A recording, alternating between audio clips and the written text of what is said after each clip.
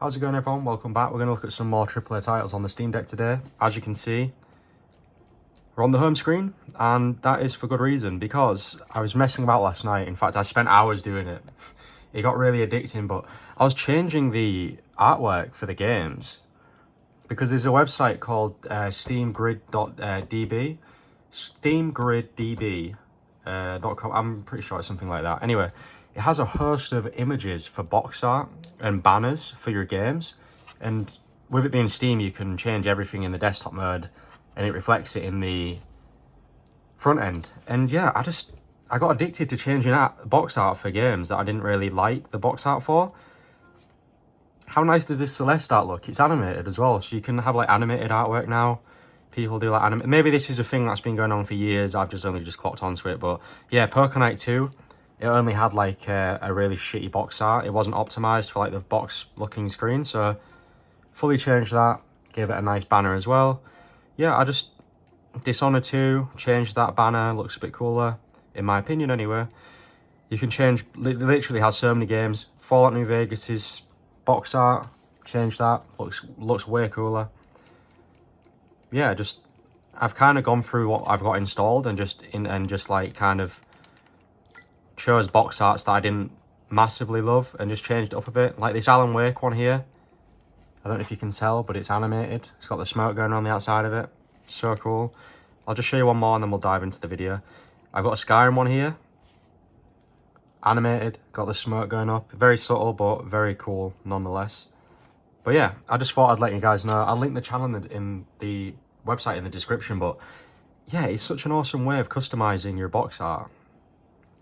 And I'm going to dig at Switch again. Don't get me wrong, guys, I love my Switch, but on just another level of like customizability of like your games and stuff. I'm hoping we can see themes in this soon. I'm sure Valve will bring out some kind of way to do themes, and then we'll all have our own unique looking Steam Decks. But yeah, that Monkey Island one was never like that. Gave it a little pixel art animated one. Looks dope. Yeah, Persona 4 Golden, giving it a little animated icon there. Pretty cool, little subtle thing. But yeah, we'll jump into today's video. So we're going to look at a few more AAA titles. We're going to look at Resident Evil 2 first, and yeah, so we'll see you guys. So for the amount of time I've played of Resident Evil 2 on the Steam Deck, I found it to be pretty well optimized. The engine that Resident Evil uses is pretty optimized for a lot of different graphical like processes, and it's pretty optimized. I'll leave it at that. So as you can see, texture quality we've got on high.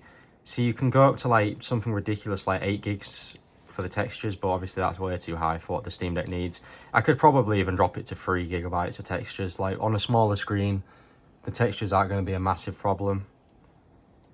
Anti-aliasing, leave that on. To be fair, if it's just TAA alone, I find it blurs a lot of games out. So sometimes turning anti-aliasing off makes the game look a bit sharper. Something to keep in mind. Anyway, it's literally pretty much just high. We've got some shitty After Effects that I don't really like to have in my games, like film noise, lens distortion. I absolutely hate that effect. I think that's actually, I think it's called aberration or something, like chromatic aberration. It's like a fancy word for it, and it just makes like you have like a horrible green sheen to things. Dying Light had that on for a long time, but changed it up. I think they added that like a year after the Dying Light came out. Everyone was crying about it.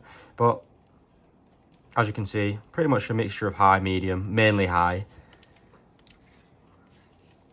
Let's dive right in. Definitely the best remake as far as Resi goes. I'm also a massive fan of Resi 7. The first person ones are cool, really cool, and a nice departure from the usual stuff that they normally do. But yeah, Resi 7 and then Resi 8 as well. Love it. I think I played Resi 8 all in one sitting. It's a pretty mad sitting, to be fair.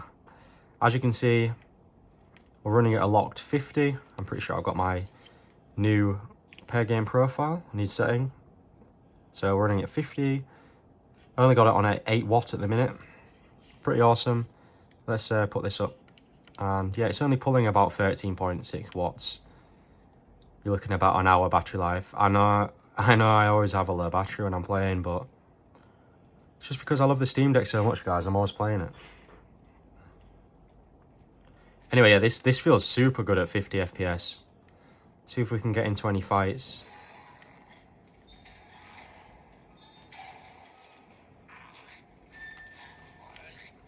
Tiny little stutter there when I whip my gun out. Like it jumps a little bit. You can see the frame time graph just suddenly spike. But it looks like it's just sorted that one out.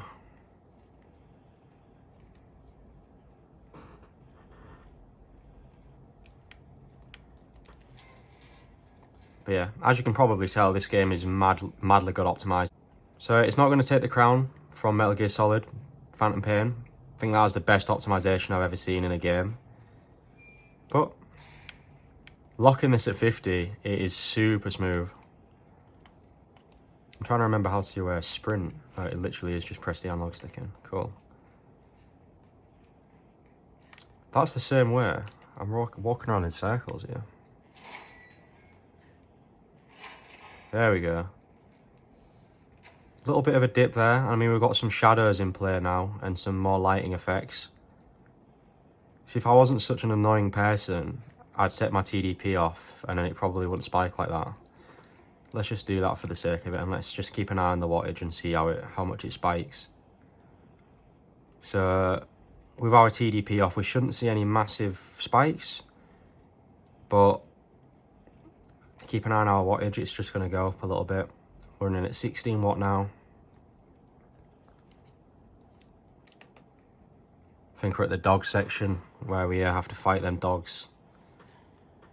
Not the most ideal section for recording. It's a little bit difficult.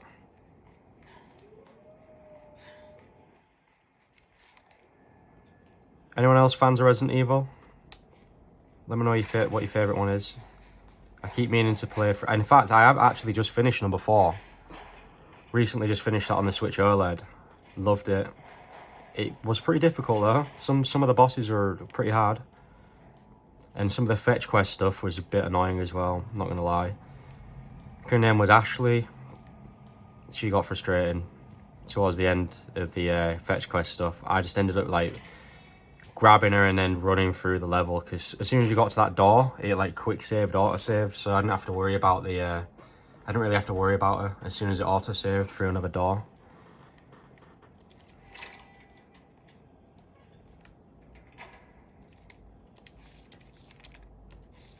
But yeah, the wattage is like, it automatically adjusts itself. I've noticed it's got a bit better at doing that as well, so I'm kind of thinking, well, should I really just turn TDP off and just let it do its own thing? But then again, the OCD in me just wants to like limit my TDP at all times to get the most battery life. So there we go. It's the predicament I'm in at the minute. Really cool that Valve updated the profile settings though, so now you can set ROMs and non-Steam games as they have their own profiles now. Mate, I literally made a video about that yesterday as soon as they did the update, and they've already fixed that problem without even mentioning it as well. It just came as like a quick fix. I mean, like, Valve just couldn't be any more on the ball with stuff like that. It's crazy. If anything, it's making Nintendo look really bad. As far as handheld updates go, like features and all that kind of stuff, it's kind of shining a light on Nintendo and saying, sort yourselves out, guys, because getting folders after like 5 years, and they're not even folders either, like you have to go through like a subcategory menu to even get to them. It's like, come on, bro. It's a joke. Yeah, as you can see, Resi 2 HD, the remake, is really good on the Steam Deck. So, if you wanted to play Resident Evil 2 Portable, there you go. Got some Ni no Kuni 2 for you now. I've had a lot of fun playing this one recently. I was kind of like wondering whether or not to pick it up, because I really enjoyed the first one. Well, I hadn't even finished the first one, but I enjoyed the first one, but the combat was starting to get on my nerves a bit. And I noticed this one has a completely different combat scheme. And yeah, as you can see, it looks beautiful. Look at the cape physics. So nice. No need to set up my profile again. Thanks to the new game in-game settings, it's already locked it. I play this one at 50 Hz and play it at 10 watt as well, and it seems to run really well. I mentioned yesterday in my video about the pair game profiles, it has a bit of problem with the outer game stuff, but as soon as you get into like an in-game area where you're like physically running around normally, it locks it right back up to 50. And when I say it has a problem, as you can see, prime example here, it kind of drops down to 40, which then makes you think like I should really just drop it at 40, right, and play at 40 Hz. And yeah, you're right, you're really right. I should just play it at 40 Hz, but for some reason 50 just looks a lot smoother to me. And if I can run it at 50 in battles and stuff as well, it doesn't really bother me that much to not play it at 50 in the outer world bit. Let's turn it down a bit. But yeah, the combat is really fun in this game. It's way more like hack and slashy than, and you've got like abilities, and you've got people, you've got like a party. You're basically guiding this prince. Really cool little start of the game as well. Did not expect it. Basically, like, you're the president and you're in a car, and like this massive bomb goes off, and like his car just completely gets exploded. Caught me off guard. I was like, what the hell is this? Set in a complete like modern day times. And then he wakes up as this guy here, and then you meet up with the prince and that. So I'm intrigued on the storyline. I'm going to be interested to see like what his backstory is, and if he ends up getting back to the normal world, or if he stays in this one. And yeah, it's just really cool. And as you can see, combat is very slashy. I mean, you've got like a dodge button to dodge attacks. You've got like combos to do. I enjoy it. It's really fun. Played it for a couple of hours yesterday. I've got a few hours into it now. I think I'm like 3 hours in now. But as far as the combat goes, I can't tell if I prefer the first one. I definitely prefer the mechanics of like the Pokemon and capturing mechanics of the first one. But as far as like the actual combat goes, this feels a lot easier. So I'm thinking I might need to like maybe up the difficulty a bit, because I'm on medium at the minute, but like I'm absolutely destroying everything. So unless there's like a massive difficulty spike, as you can see there, I just absolutely obliterated them. Yeah, so unless there's like a difficulty spike and it picks up a bit, I'm gonna have to put the difficulty up, I think. Nice level up there. I've got my back paddle mapped as the lock-on button as well, which is really useful.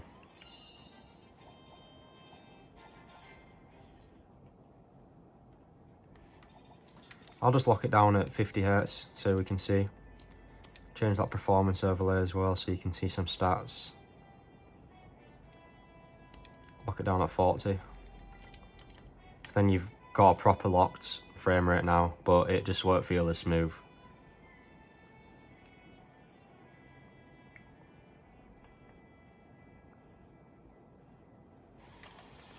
Have a little fight. See what it's like at 40. Yeah, it feels pretty good. I notice it like isn't as smooth as 50, obviously, but easily playable. I mean, it's like a broken record at this point. All the games I play are easily playable. This device is just an absolute unit. The only game that's been massively annoying me is Deathloop. I've had issues like, I'm not even a big fan of the game, but I know they just released an update to it which gives you like, it's FSR 2.0 for the game. They've like added AMD's new super sampling 2.0 version or something like that, and it makes FSR look a lot nicer. So I've been meaning to try that, and I want to make a video about that as well. But the game is just so like, it just annoys me. It's buggy. It doesn't feel smooth to play. Like maybe I should try it now that this new update's out, but it just feels like, and there's something about the latency and just the whole game itself. And back before this update, you had to navigate the menu with like a mouse. It's one of them stupid menus where you have to move it with your analog stick, and it's like a mouse. It doesn't lock to what you want to click. That's just changed in the new update. They've actually just added that in, so maybe I should re-download it and give it another go. But yeah, don't get me wrong, I love Arcane. Absolutely massive Dishonored fan. But yeah, just definitely just annoying me at the minute. Maybe I'll get into a click of it soon, but yeah, I'll have to keep an eye on that update and give it a go. I also noticed the Humble Bundle has put out a new handheld hardware bundle of games. It's got like Orcs Must Die, Orcs Must Die 2, Paint the Town Red. It's basically got a lot of verified Steam Deck games in there. So if you haven't checked out the new Humble Bundle, definitely have a look. I should be picking up at some point before it goes off. It's £15.99 in pounds for like the whole section. Like I say, it's got some pretty decent games in there. It's got like 8 different games. All of them are, I've had a look on Steam, they're all like pretty highly rated and pretty expensive as well. So definitely have a look at that if you're planning on picking up some more Steam games. And I've missed out on a few good Humble Bundles. I think the Ukraine one was supposed to be pretty good. I missed out on that one as well, sadly. But yeah, they're definitely amazing. You should keep your eye on Humble Bundle because they always do some really good deals on stuff. This thing's annoying me, it keeps running away. I think we'll kill this creature and move on.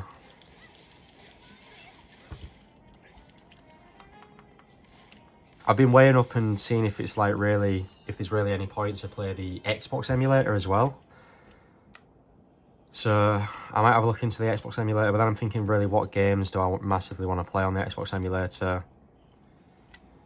Not really, it's not really like tempting me at the minute, so I'll have a look and see if there's any games that I want to play on that. But that's Ni no Kuni 2.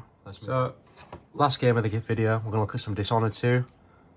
Dishonored 1 was perfect for me, locked 60, literally was one of my favourite games to play on here, and I've had the most fun with it. I'm currently in a pacifist run, which is really difficult for me because I just love stabbing people in Dishonored. It's just something about the animation of Corvo, like sticking the blade in their neck, it's pretty fun. Yeah, that sounds ridiculously insane, but anyway. As far as Dishonored 2 goes, this is like a notoriously difficult game to run. I'm not sure if it's like not massively... I know they've had a lot of patches. It released on Xbox in a mad state, terrible state, like it was unplayable almost. But yeah, it's had a lot of patches since then. It's been out a few years now, but sadly not as easy as Dishonored 1 is to run. As you can see here, these are my settings. Pretty much everything on medium, some anti-aliasing on high. Settings I've got with my profile here is a lock 50. FSR didn't really look amazing for me when I used it on here, so I haven't really used it on here. TDP, haven't got that turned on, but we'll see how much TDP it uses. It normally uses around 19-20, so yeah, it's quite a energy hungry game. An awesome feature though that I want to tell you guys about, if you love Dishonored, you need to map. Let me just load up the game. Basically what I've done is I've mapped quick save and quick load to these 2 back panels, and that allows me to, because in Dishonored I'm always getting caught. Like, I try and be as stealthy as possible, but there's always some one dude who's like turned around and looks at me and he's like caught me. So what I've done is I've mapped these 2 back paddles to quick save and quick load. Basically what I've done is gone in here. This is why the Steam Deck's amazing, by the way. Went in here.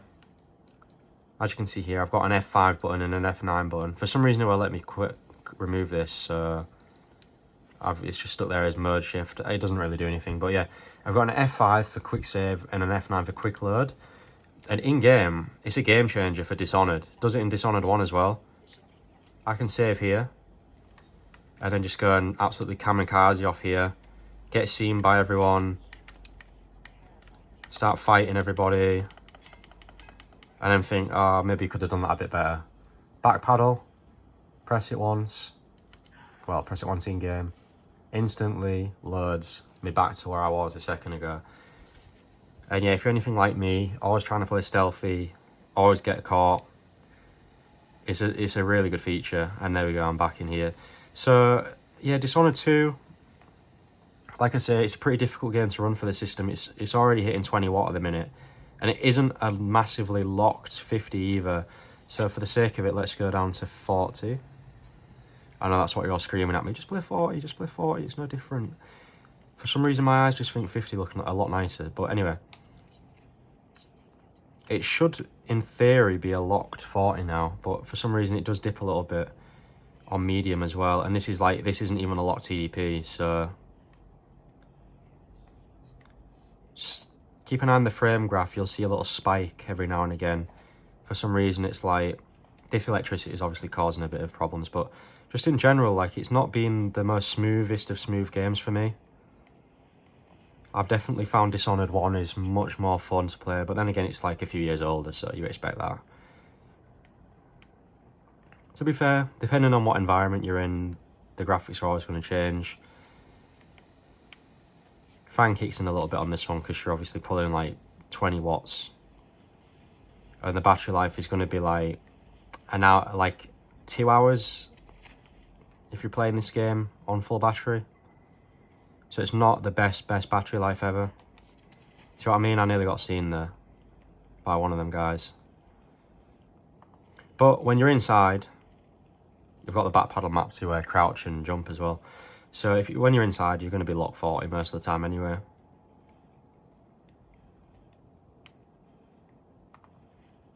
The game does look really nice as well. Graphics are solid in this one. He said a burn charm's nearby, I wonder where it is. 172 meters away. I'm trying to play as Emily in this one because I always play Corvo. I love Corvo's blink ability, but yeah, I know Emily's obviously new for this game, so have finished this game before, but just not as Emily. Played Corvo again. That blink ability is my favourite ability. Must be one of my favourite abilities of like any game. It's just so nice when you get a nice, the slowdown ability, like the stop time ability, and then the blink ability. When you start mashing combos together with them two, it's so cool. But I know Emily has like her own version. It's like this tentacle grab thing. It's not as clean, but does pretty much the same thing.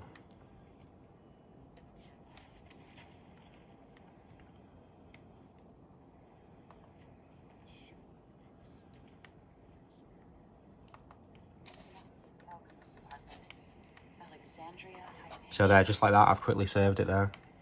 Really cool little thing you can set up in the game. I've also set that up in Deus Ex Human Revolution 2. Any game that supports quick save and quick load, I'm just going to map it to these left buttons because it's ridiculously handy. I need to find out a way of doing it in Fallout New Vegas and Fallout 3. I wonder if there's like a quick save. As long as you know the keyboard command for it, you can just map the back paddle. Yeah, that's what I'm going to do when I finish this video. I'm just going to go check out Fallout 3 in New Vegas and 4 and see if they have a quick save, quick load feature. Oh no! I wasn't spotted. See, it's always me like doing stupid things like that. I'm like, gotta load back. Wonder if I could make it over there. Yeah, to be fair, her reach is pretty far. And I did notice, fuck, he's seen me. I did notice that she has an ability where you can upgrade it and pull someone towards you, which is way, like, that's pretty sick. I say that's probably one of the better things about hers as opposed to Corvo's. The ability to pull an enemy towards you is pretty damn cool. I wonder who that was. Bruh.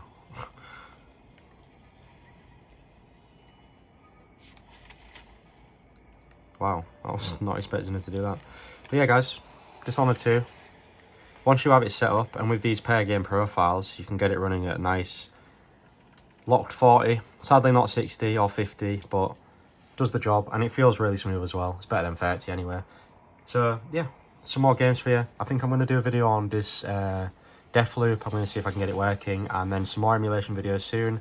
And yeah, also, we just hit 3.1k subscribers, which is fucking awesome. So I'm glad you enjoy my videos, and I hope you don't mind me rambling too much about random stuff. You might enjoy it. I always find when I'm watching YouTubers, I just love having them on, even if they're on in the background. Like I watch Happy Console Gamer, this dude called Chip Damage Mike, you know, all these like guys who just showcase their collections and that. It's just nice to have as background noise, and it's nice to play games to them as well. I always find myself playing games while listening to videos in the background. It's just chill. But I'll speak to you guys soon.